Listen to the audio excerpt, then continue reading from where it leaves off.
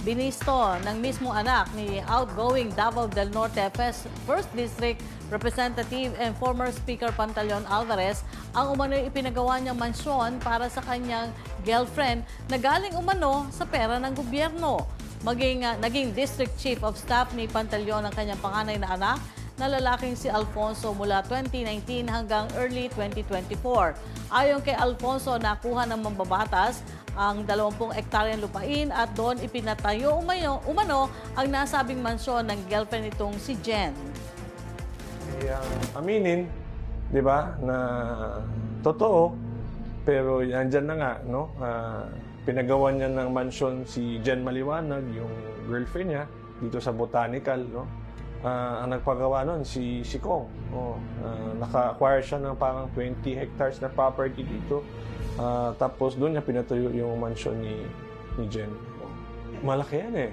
It's a 20-hectare property and yung mansion is sitting on top of a hill. Dagdag pa niya, hindi kakayanin ng ordinaryong tao ang magpagawa ng ganong kagarbon dahanan dahil napapalibutan ng concrete parameter wall o sementadong pader ang buong 20 hectares ng lupain mula sa baba paakyat ng mansyon. Gayunpaman, nilinaw ni Alfonso na wala silang kinalaman ng kanyang mga kapatid sa pagpapatayo ng bahay. Ito'y matapos madawit ang pangalan nila sa issue tungkol sa umano'y mansyon. Pero alam ko,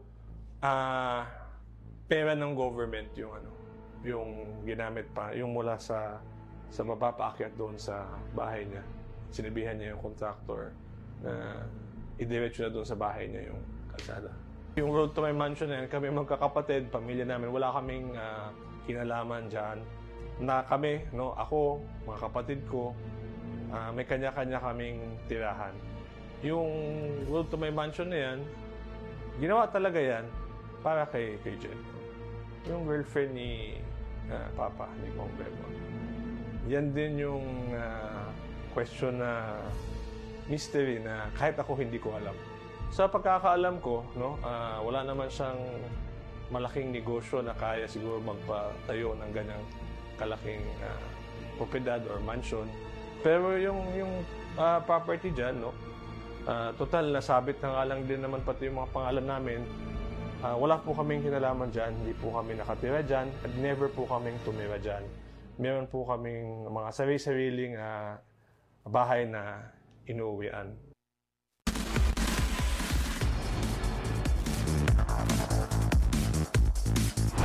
Nananatiling bukas po ang kwentong politiko sa panig naman ni outgoing Congressman Pantaleon Alvarez kaugnay ng katatapos na istorya.